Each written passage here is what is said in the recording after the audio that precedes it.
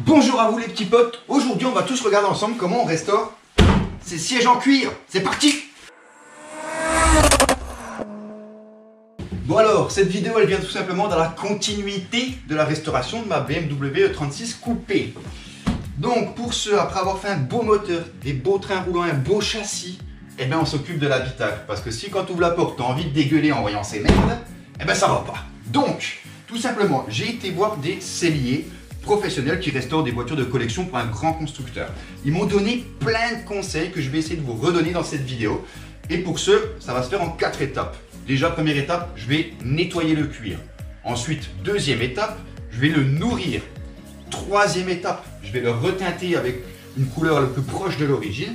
Quatrième étape, je vais faire une finition pour figer ma restauration et que ça perdure dans le temps.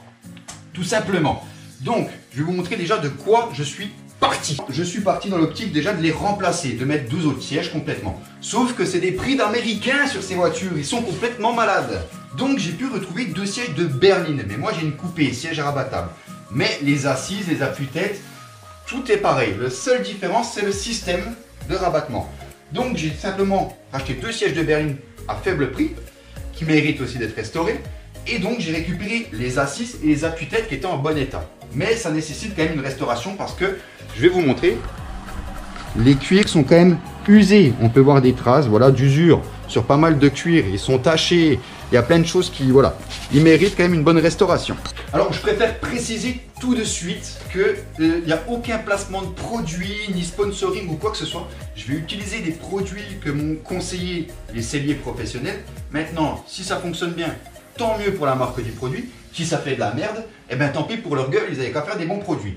Tout simplement. Bon alors, pour cette première étape, on n'a pas besoin de grand chose, mis à part un peu d'eau, une brosse, un peu d'essuie-tout et du savon.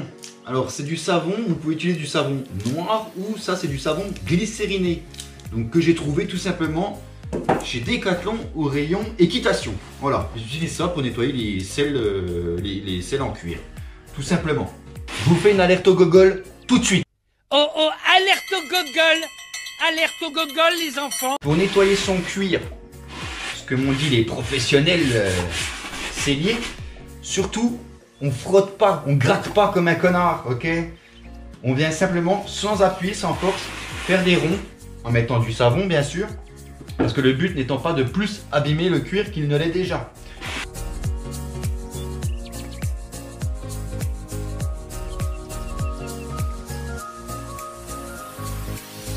Alors je viens de faire une première passe, on va voir. Alors à savoir qu'il faut renouveler cette opération là jusqu'à ce que votre essuie-tout soit clean, d'accord? Donc ça peut être une fois, 2 fois, 3 fois, 10 fois, ça dépend de l'état de vos cuirs. Alors on va enlever un coup pour voir.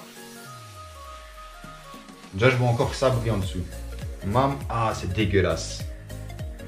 Putain, je posais mon cul là-dessus. Putain c'est dégueulasse. Comme quoi ça mérite un très gros nettoyage, hein, mine de rien. Bon, je vais continuer, faire plusieurs passes, faire les 2 sièges, les dossiers, les appuis-têtes, je vais tout faire, ça va me prendre du temps je pense. Donc on se reprend à la fin pour la suite et la prochaine étape. Je me permets là, avant de passer à l'étape 2, je vais vous montrer un truc les gars. Je viens de finir l'assise en fait, et je viens de la sécher. Déjà, c'est bon de vous faire un petit retour sur le nettoyage. Vous saurez que j'ai fait 3 passes sur l'assise qui est là, c'est incroyable.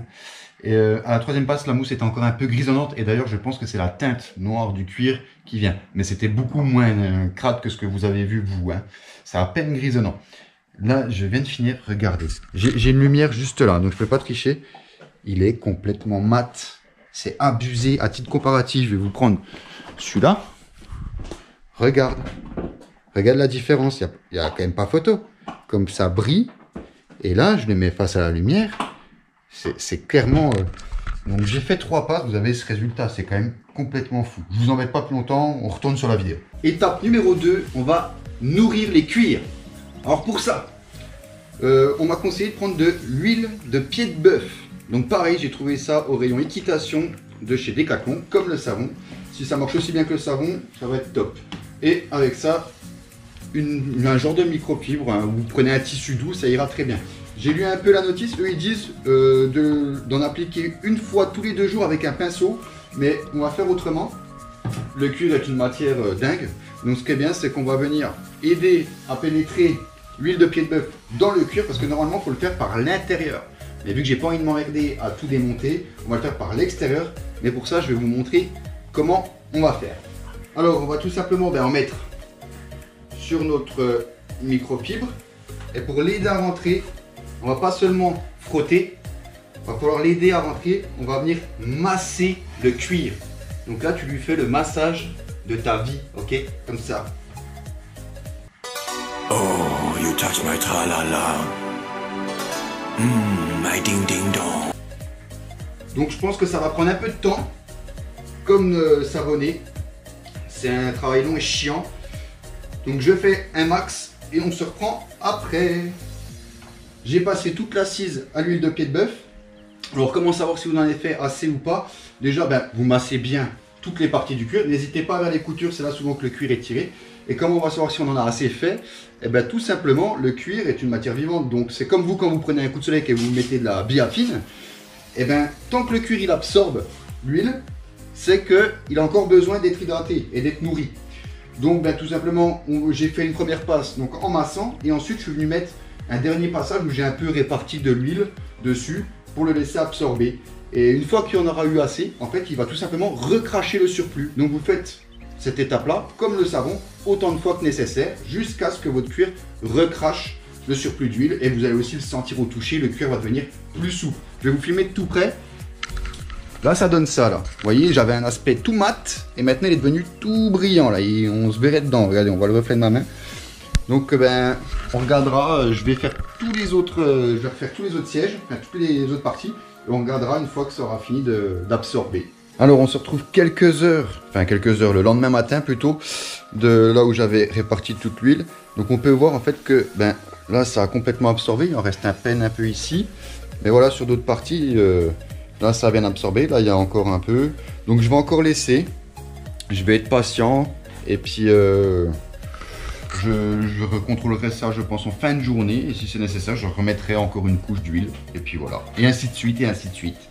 Bon voilà, l'étape 2 est terminée. On peut voir que le cuir, il est bien nourri. C'est devenu tout bien moelleux. C'est grave agréable au toucher. Donc voilà, ça c'est fait. On va passer à l'étape numéro 3. Alors pour ça, on se retrouve 3 semaines après. Il faut espacer l'étape 2 et 3 d'environ 3 semaines pour être sûr que le cuir soit bien nourri, tout simplement. Pour cette étape 3, ce sera la teinture. Donc je vais reteinter mes sièges, redonner ce goût du neuf, que ça soit beau. On n'a pas besoin de grand chose pour faire ça.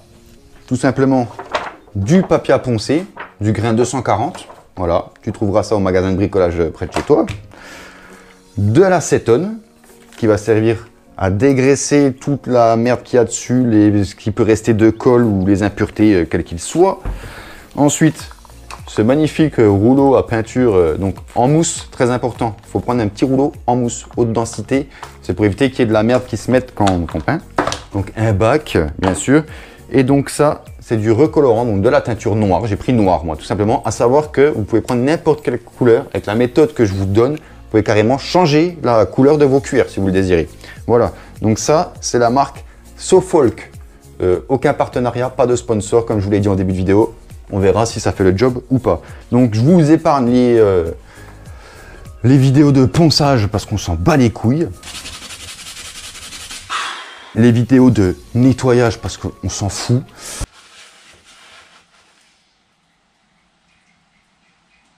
On va passer tout de suite à la peinture. Juste, petite précision, quand vous poncez, le but c'est pas d'enlever le cuir, hein, d'accord? On vient juste casser le vernis, c'est juste on vient casser le vernis. On vient ternir le cuir, d'accord? Il n'y a pas besoin d'enlever de matière, hein, avant qu'il y en ait qui poncent jusqu'à te faire un trou dedans, avant de con là. Bref, on passe à la peinture. C'est parti. Bon, bien sûr, ça va de soi pour la peinture. Si vous pouvez démonter vos sièges, c'est mieux, hein, c'est un peu logique, parce que si tu viens teinter puis que tes cuirs se touchent, quand ça va sécher puis que tu vas toucher, t'asseoir, ça va se déchirer. On vient bien sûr camoufler les plastiques derrière aussi, c'est logique, mais je le précise parce qu'il y en a qui vont mettre ça en commentaire. Donc, tu camoufles, tu fais attention, si tu peux démonter, tu le fais, si tu peux pas, tu démerdes. Voilà. On prend un petit pinceau pour faire tout ce qui est les coutures, les endroits difficiles d'accès. Et après, on charbonne avec le rouleau. Donc, 2-3 couches comme vous le souhaitez. Le temps de séchage, il est écrit derrière. Je crois que c'est 1 heure minimum.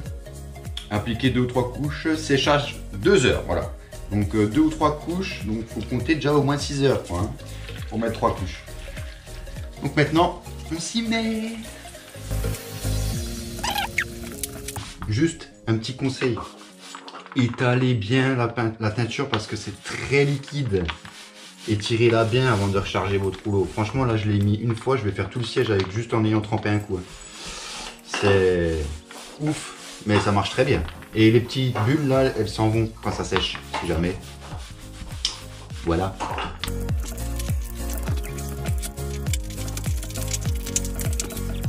Alors, étape 3 de la teinture, c'est terminé, les amis. On va passer sur l'étape suivante. Mais avant, je vais vous montrer un peu le résultat. J'ai un appuie-tête d'élo de siège, donc non teinté, et ici un appuie-tête teinté. Il y a une belle différence hein, quand même entre les deux, donc vraiment pas déçu du résultat. Maintenant, il faut garder ça figé dans le temps pour protéger ces sièges quand on s'assoit, tout ça. Donc on va les vernir. Pour ça, vernis en bombe, même fournisseur, Sofolk. C'est du vernis, il vous propose 3 teintes, du mat, du brillant, du satin. Milieu automobile, c'est le satin. Niveau budget, vous saurez que j'ai payé, on n'a pas trop parlé budget, le savon m'a coûté 5 €, l'huile de pied de bœuf 10, et après, donc, ce qui est pigment pour la teinture, c'est 25 € et chaque bombe de vernis, 25 € aussi. Je vous ferai un chiffrage complet à la fin parce que je ne sais pas combien de bombes de vernis je vais devoir utiliser. Pour le vernis, quand on vient de faire une teinture, on attend 24 heures avant la première couche. Ensuite, 24 heures fait, on met une première couche fine, 2 couches, voire 3 couches. Et ensuite, il faut attendre 15 jours minimum, voire 3 semaines, avant de mettre une toute dernière couche sur les sièges. Et après, ce sera bon. Et bien, c'est parti, on s'y met tout de suite. Let's go. Surtout, secouez-la bien avant.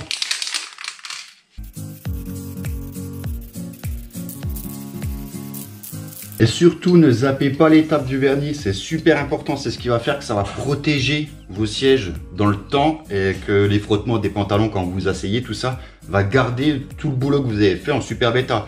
Donc, négligez pas ça, c'est important. S'il faut attendre 3 semaines, attendez 3 semaines, c'est tout. Faites pas les cons. On se retrouve 15 jours après, je viens de finir, je viens de mettre la dernière couche sur les sièges. Ça peut se voir, ça brille pas mal pour l'instant, c'est en train de sécher. Juste au cas où, il disait qu'il fallait mettre 3 couches, 2 d'affilée, la troisième 15 jours après. J'avais pensé qu'une bombe suffirait, finalement j'ai cliqué une bombe par couche, ça va. Donc globalement ça a poussé un peu le budget restauration siège et du coup ça me fait un total de 115 € pour refaire les 2 sièges. Est-ce que ça en vaut la peine? Ben on verra ça juste après. J'attends que ça sèche, je remonte tous les sièges complets, je les mets dehors et je reprends les 2 anciens sièges, je les mets à côté et on voit un peu la diff. En tout cas, on se... En tout cas, on se quittera là-dessus, on se quittera sur les images. Donc, si cette vidéo t'a plu, ben, bien sûr, tu t'abonnes, tu mets un petit like. Et puis, ça me fera plaisir. Et on se quitte tout de suite. Enfin, moi, c'est pour dans quelques jours, mais pour vous, c'est tout de suite. Sur des petits plans de coupe des sièges restaurés. Allez, sur ce, ciao, ciao!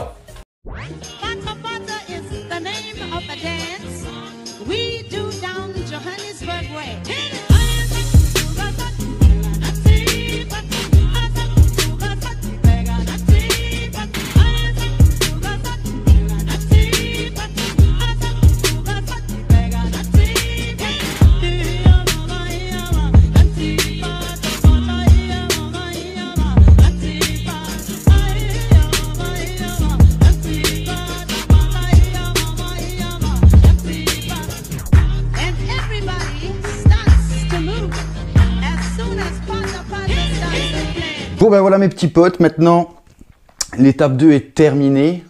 Je vais la refaire parce que je fais... Et ce putain de bruit là, c'est juste... Moi ça me saoule dans mes vidéos. Nique ta mère Tony, arrête. Bon, on la refait.